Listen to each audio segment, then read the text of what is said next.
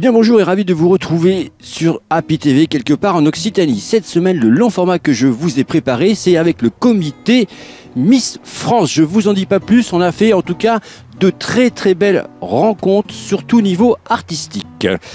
Pêche Plaisance 30, et oui, nous allons retrouver notre fameuse association qui a décidé de s'attaquer aux digues. Vous verrez tout ça en images bien sûr. La fameuse et superbe recette de Seb, depuis que le soleil est revenu, il nous a concocté une recette au barbecue, mais pas n'importe lequel, le barbecue de Raymond. Et puis nous irons sur une très belle initiative, les balcons fleuris. Tout un programme et c'est pour vous.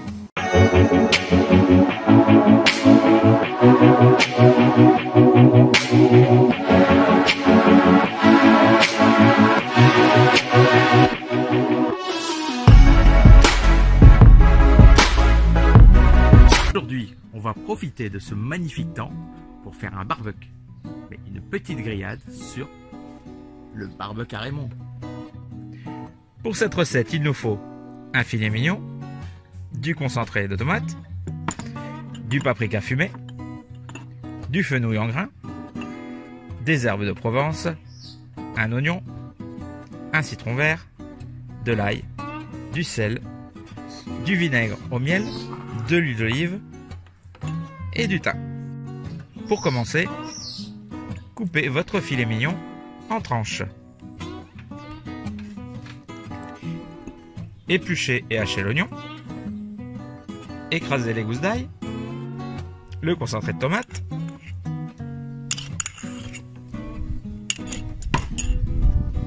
le paprika fumé, des graines de fenouil, les herbes de Provence,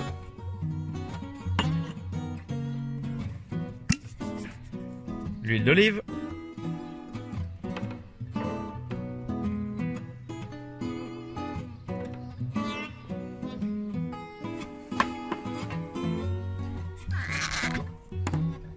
le vinaigre,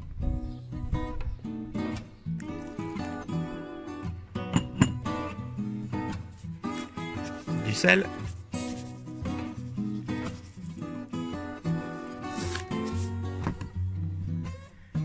le thym frais,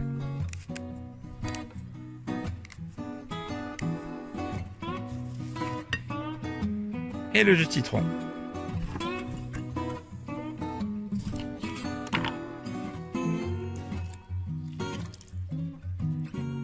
Mélangez et ajoutez les tranches de filet mignon.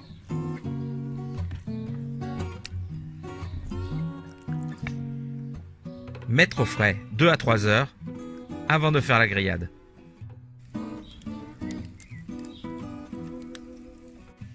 Et c'est parti pour la cuisson. Et il ne reste plus qu'à déguster.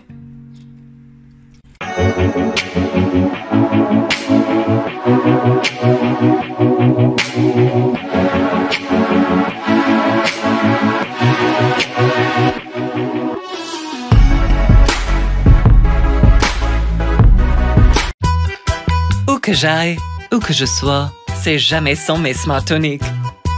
J'enlève, lunettes vue. Je remets, lunettes soleil. Elle s'adapte à toutes les situations. Et ça, c'est quand je veux faire la star. C'est vraiment la lunette des stars. Pardon Sharon, mais pour moi, la Smartonic, c'est avant tout la star des lunettes. Vous, je sais pas. Moi, c'est Afflelou. Dispositif médical.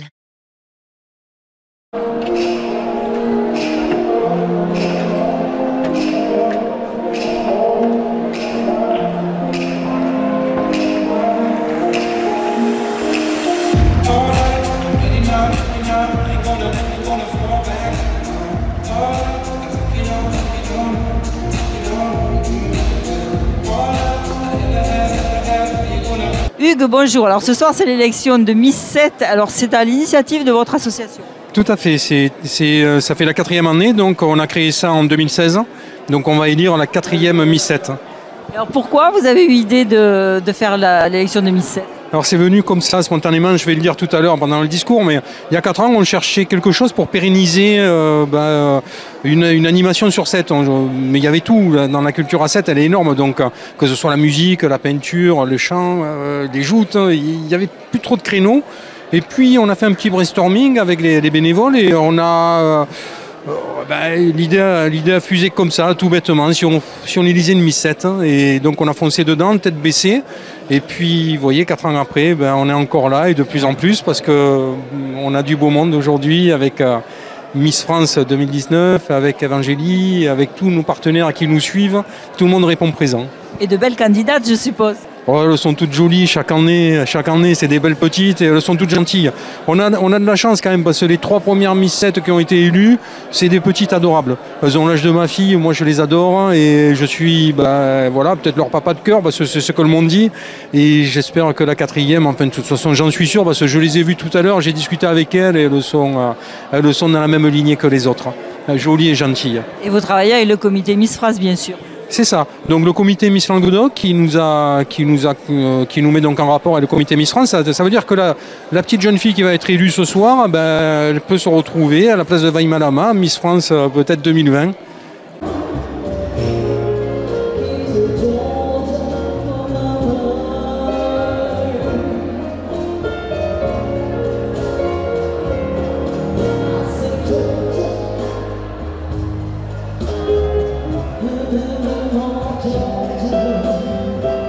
Néferti, bonjour. Tu es ce soir à 7 pour chanter au comité Miss France. Oui. Alors, qu'est-ce que tu vas nous chanter? Alors, je vais vous chanter donc quelques chansons de mon répertoire habituel et 3 chansons de mon album que je vais faire découvrir au public. Alors, cet album, il vient de sortir. Il vient de sortir, il est sorti le 26 avril 2019, donc à la Pyramide, là où je chante tous les vendredis soirs. Et alors, il s'appelle comment? Revenge. Alors, quel style? Toujours le tien? Alors, toujours le mien, oui, en sachant que je suis plutôt dans le blues, la soul, le rock et les chansons françaises. Et surtout, je suis auteur, compositeur, interprète. Donc, mon album contient 5 compositions et 5 reprises.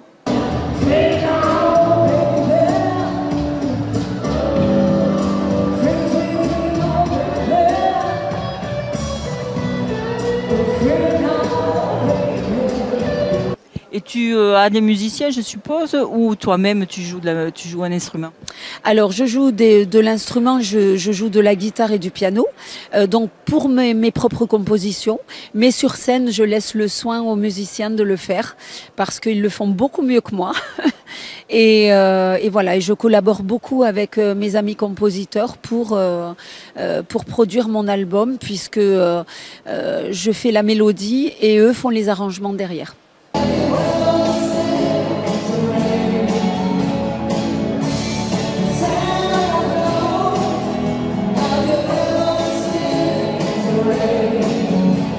Alors, où est-ce qu'on pourrait te voir prochainement? Alors prochainement, vous pourrez me voir à la Pyramide tous les vendredis soirs.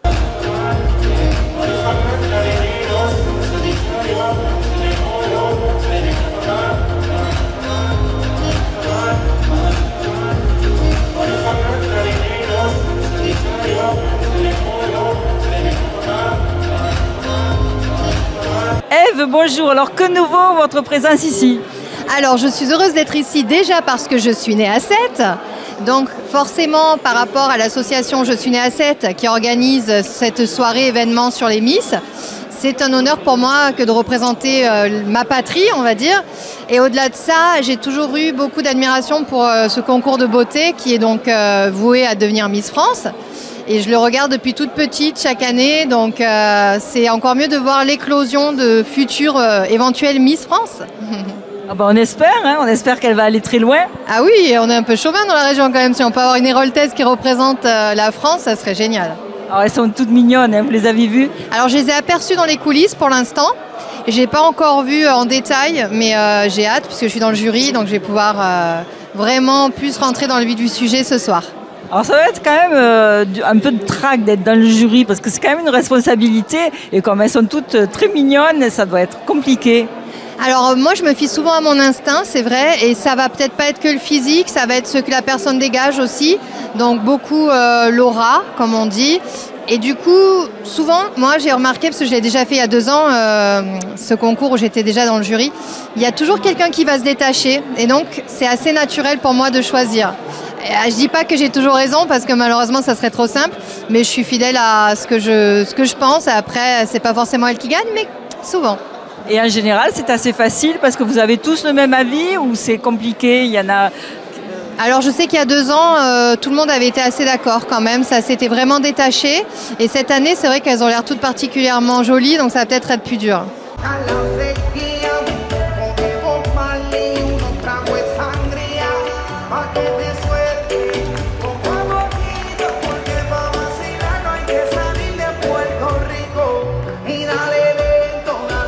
Margot, bon, ça se termine alors. Oui, ça se termine.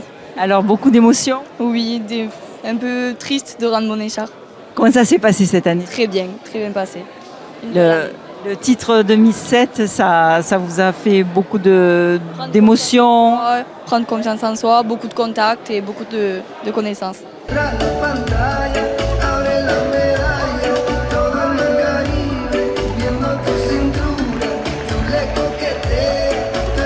Jean-Jacques, qu'est-ce que vous avez dans votre main?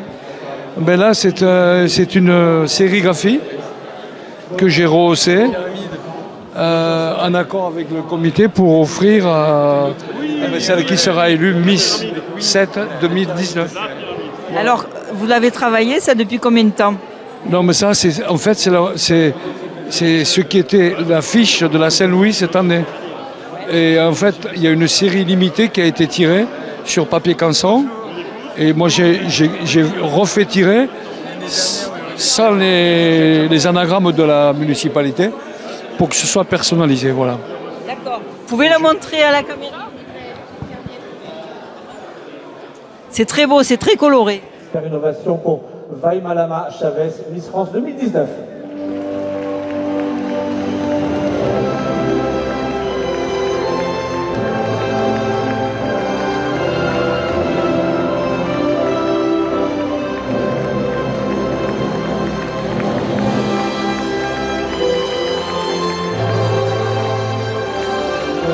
Bonsoir, Vaimalama. Bienvenue à nouveau dans le sud de la France. Je sais que vous adorez cette région. Vous êtes venu à plusieurs reprises. On va s'avancer un tout petit peu pour les caméras. Pour le public a envie de vous applaudir et de vous remercier à nouveau pour votre présence à vos côtés ce soir. Vous l'applaudissez bien évidemment. Alors je sais, quelques centimètres nous séparent, mais j'ai l'habitude.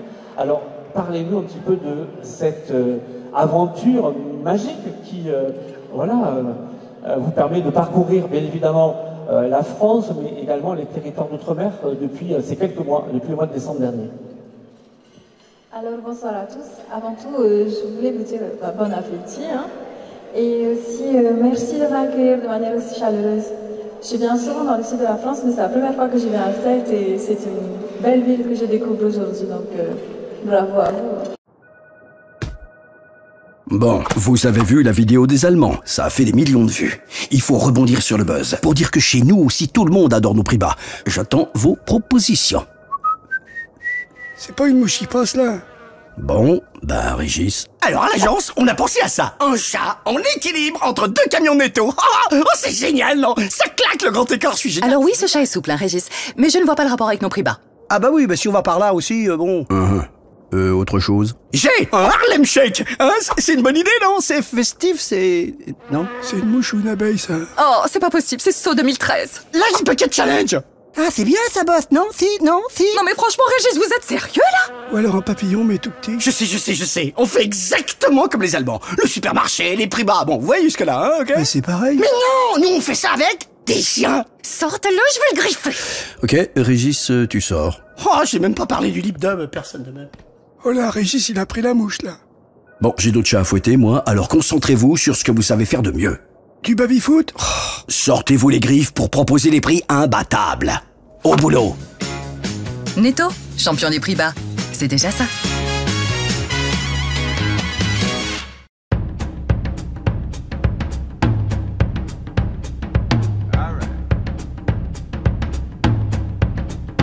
Céline, alors, qu'est-ce que vous avez trouvé de beau, enfin de beau, il faut le dire vite, dans ces digues? Eh ben, on a trouvé beaucoup de plastique, beaucoup de boîtes d'appât, du fil de pêche et plein de canettes de bière, comme quoi les pêcheurs salissent pas mal quand même. Et alors donc aujourd'hui c'est une opération nettoyage de digues qui se fait à Port-Camargue. C'est ça, qui se fait à Port-Camargue. Ils le font, je crois, 3 ou 4 fois par an pour essayer de maintenir un petit peu les plages propres. Et vous êtes toujours partante pour venir faire ces actes un peu citoyens? Tout à fait. Nous, on le fait en régulier à Sapince. Ma petite fille, on le fait en dehors. Et après, quand il y a des actions citoyennes comme ça, on aime bien y être parce que c'est important. De protéger la planète. C'est ça. Et sinon, on ne le fait pas et qu'on ne transmet pas les valeurs aux petits, on va vivre dans une planète pleine de déchets.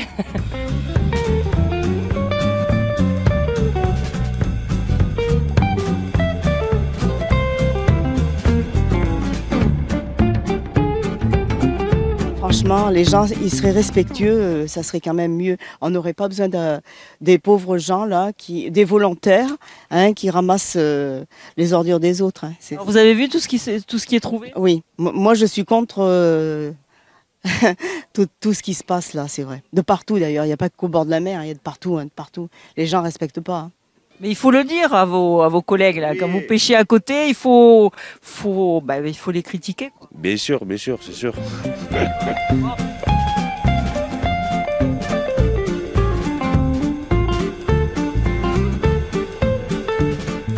Gérard, vous en pensez quoi là, de tout ce qu'il y a dans votre sac? Eh bien, c'est pour mes petits-enfants surtout que je pense.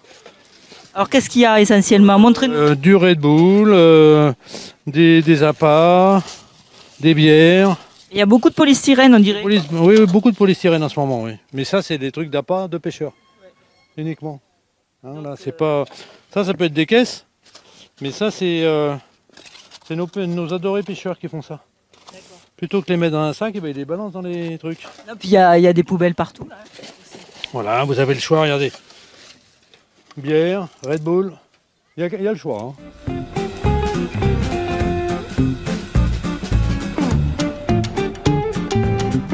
C'est vraiment bien qu'il y ait des gens qui aient le courage de faire ça. On les remercie, oui, parce que c'est vraiment très courageux. Moi, je ne suis pas bien aujourd'hui, mais sinon, je serais venue aider. Mais vraiment. Vous venez d'habitude? Moi, je ne suis pas de la région, mais je pense que je participerai. L'état de la planète, c'est important pour tout le monde. Quelle belle initiative, en tout cas. Puis il y a des jeunes aussi qui font ça. Je trouve ça fabuleux, qui prennent la relève.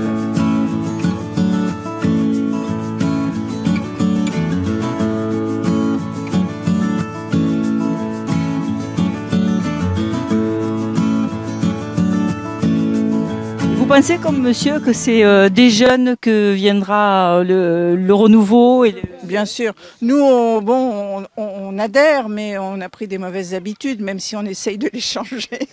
Les habitudes sont là, mais les jeunes, oui, je pense que... Et heureusement qu'ils prennent la relève. Sabine, aujourd'hui, grand nettoyage des digues à votre initiative.